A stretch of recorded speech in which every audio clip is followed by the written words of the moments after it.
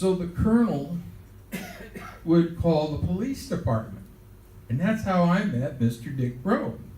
He shows up in a squad car, and I'm standing in the street, and he says, "What's this call about?" As I remember, and I said, "The cats got out." So he sort of got it. So we decided, and Dean Martin lived behind the colonel's house. Dean Martin was behind our fence. So those cats always came back, but it would keep us up half the night. I was crawling over the fence to Dean Martin's house, and I knew he was there. And I'm trying to find those darn cats. And the colonel would have called the National Guard if it would have had to. Now, moving on to 1977, were you working with the colonel any time in 77, or were you? I was always sort of with the colonel. In 77, though, I was with Rick Nelson. I was in my own management business, but you never got that far away from the colonel. It didn't matter what else you were doing, you know. It's like the mafia. Once you're in, you're in. Yeah, you're in. You never get out. Yeah. I mean, August 1977. Where were you when you heard of Elvis's passing? I was at Ricky Nelson's house in Beverly Hills, and a housekeeper came upstairs and said, "Did you know Elvis Presley?" And I said, "Yeah." And she said, "He died." And Rick and I really didn't believe her. You know, we just couldn't believe that Elvis had actually died. Who knew? And it was awful. And the colonel called Rick's house because he called me at home, and Sherry, my wife, told him I was up at Rick's. And Rick and I both went to Palm Springs because they were tearing Elvis's house up. And the news crews were all around the colonel's house, who just was right down the street. So we went down and sort of chased them all off, and they'd already taken all the carpeting out of the house. They tore all the red carpet out of the house, and most of the furniture was gone, and some of the drapes, and the fans had just come in and grabbed everything. And a few months later, I saw squares of that red and black carpet in the back of Rolling Stone magazine for sale. It was Elvis's carpet, you know, and I recognized it. Bad day, very bad day. Absolutely.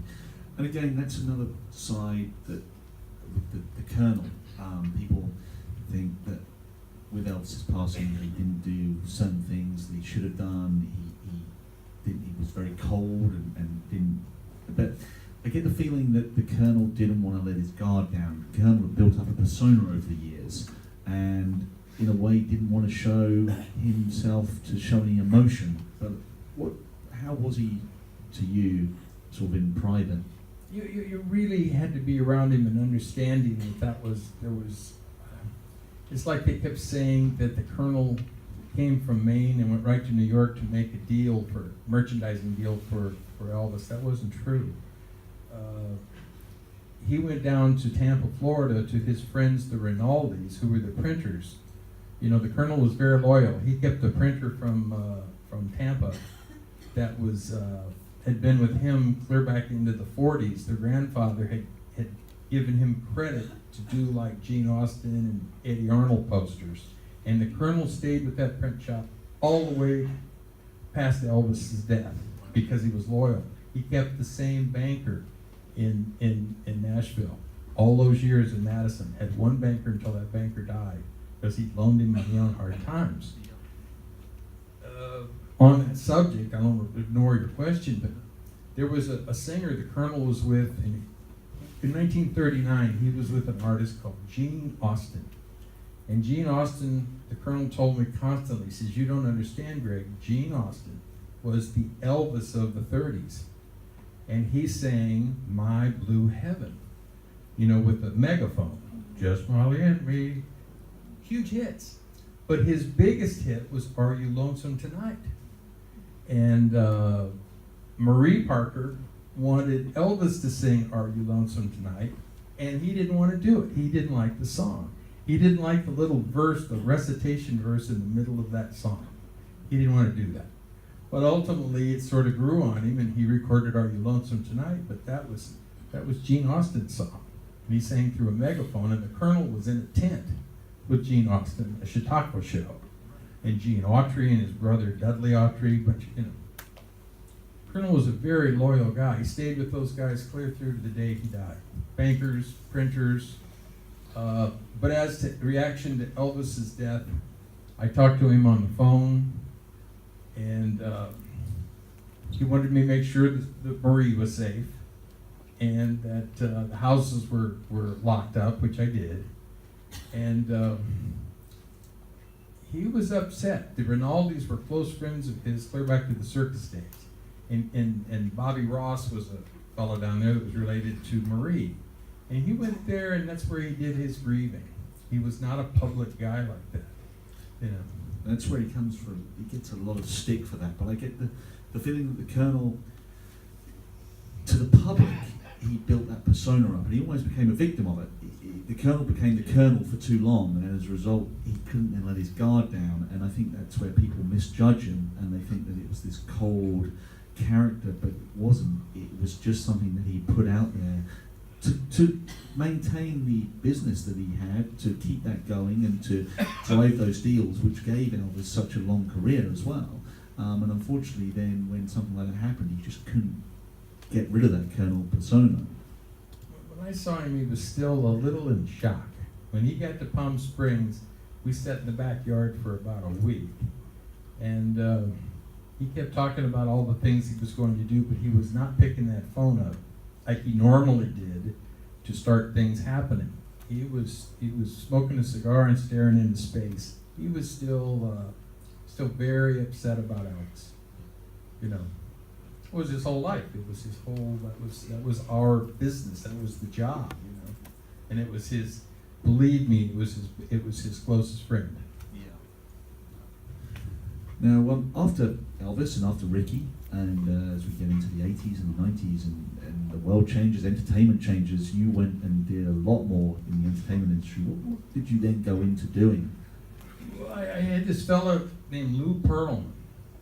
I find them all, or they find me. And he was in Florida, and he had just started putting a group together called the Backstreet Boys. So he said, well, you've been around these pop artists all these times. And he says, I don't really understand the music industry. I'm in the aviation business. He says, why don't you come to Florida and we'll put the records out first on the Backstreet Boys, and then we'll build boy bands. Not too popular in this audience, but I went to Florida with my family, and we really had a lot of success. We were very, very fortunate. You know, we sold a lot of records. Lou went to prison and died, and I went to California, so it all worked out okay. Yeah, I think you had the better end of the deal there. And getting back to Elvis and the Colonel, are you still involved in any way with the industry, the Elvis industry? Well, I recently, there was a show on television called Sun Records, and they were so tough on the Colonel. I don't know if that show is aired over here. It was on CMT and Country Music Television in the USA, but Sam Phillips was a friend of mine too, and Sam was a good guy, and they portrayed him as a real bum, and they made the Colonel worse. So I started up the Colonel's business again. The Colonel was, since 1939, his company was All Star Shows, so I've started the company up with the Colonel's widow, Loanne.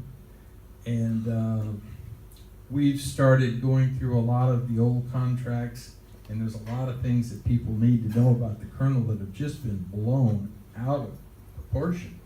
So we've been digging all that out, and we've got about 4,000 documents now. So we know what really happened and when and who got what. So just doing that. It's my job these days, I think. It's not a bad job to have, and I believe you've got some pictures with you, if you wouldn't mind showing them on the screen. We hadn't planned this, so it's not like a presentation. But I found some contracts, and you know, I'll let you decide how much the Colonel made. And I have about 2,500 pure contracts of Elvis's performances, and Elvis signs them at the bottom. So you'll see the Colonel didn't take 50%. It didn't happen. So, but he takes a bum rap for that all these years because nobody's standing up and saying it. You know, maybe the guys might, but I've got some of that. I got some a lot of memorabilia that Elvis gave the Colonel. It's a little hard to see. We weren't prepared to really do it on this screen, but. And I also have another piece that I want to show that we've been working on it. We've been working on it for years. You know, I'll let Dick talk about that. For a Yeah, a minute. little bit of a world exclusive. Yeah, I just that, kind of see that we're still working. You know, we're still trying, and just some of the right through their life from '56 through to '77. I have several hundred pieces. Presents that Elvis and the Colonel gave each other, and they're engraved. Elvis gave the Colonel a lot of nice things. Now the Colonel was not a flashy guy, and he never wore things, you know, but he appreciated that Elvis gave it to him, and also Colonel gave him tremendous gifts. They were really close to each other, and everybody was sort of posturing and taking their role. You know, Elvis was big in front of all of his guys, and Colonel be in the office, and he was big in front of all of us. But the truth is, I think when they got together, they were a little more like father and son. Yeah. You know. So anyway, that's our. We should forgive them both in the 40th year. Absolutely. Well, next time, Mark. Oh, I know what you're going to ask. You're going to ask if there's any pieces for your museum. No, I'd just like to say thank you. What a great talk. We've all enjoyed it. Thank you. And that's a magnificent collection of items there. What's your intention eventually with the Colonel's gifted items from Elvis? What do you intend to do? I think I'm going to put together an Elvis and the Colonel exhibit that tours, maybe with the guys over there, and you know, just kind of. Really, I'm just trying to show people their relationship. It's been distorted for years. If Elvis were here, he might be mad at everybody. Honestly, you couldn't take on his Colonel. So it's been a strange and long 40 years. So we're going to try to tour this stuff and sort of tell the story. We've got a lot of documents and paperwork and a lot of things that sort of tell a different side of it. Any other questions? Oh, Mike back there. Sorry, excuse me. There was rumours that the Colonel turned down the chance to have Elvis perform at a Royal Command performance in this country. Did you ever hear anything about that at all? I really did. I wasn't in on any of those conversations, but I think Elvis turned that down. I was just told recently by some of the guys that Elvis turned it down, and I really don't know why. He would. A lot of these stories about the Colonel not being able to come to the United Kingdom, they aren't true. I never knew if he really had a passport or not. But I could show you in the Snowman's League that we were talking about, there was 4 presidents in that league that asked the Colonel for a card. If he needed a passport or a visa to come to the UK, he could have done it. So the reasons they really weren't coming were somewhat financial. They had to come and put a whole tour together. Elvis traveled with 4 jets and full of people. It was a very expensive show.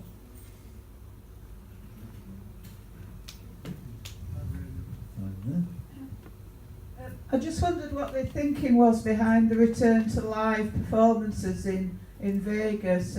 You'd said that they were doing movies just to pay the bills, so how did the live performances come about, and why was it the International in particular? The money. I know it sounds so ridiculous, but he had to keep cash flow. He had a huge overhead, and his overhead was buying cars and every kind of jewelry, and there's a few $1 million worth of jewelry there that he bought the Colonel, and the Colonel didn't need it. But it was Elvis. He didn't turn anything down. We had an incident at the house where he shot the televisions out, and Dick Rowe called me in the middle of the night and said, get our local TV guy up, Ken Parker, at 3 o'clock in the morning, and the guys met me down at the store, and Elvis, I don't know how many televisions Elvis bought. He shot several up at the house because of Robert Goulet.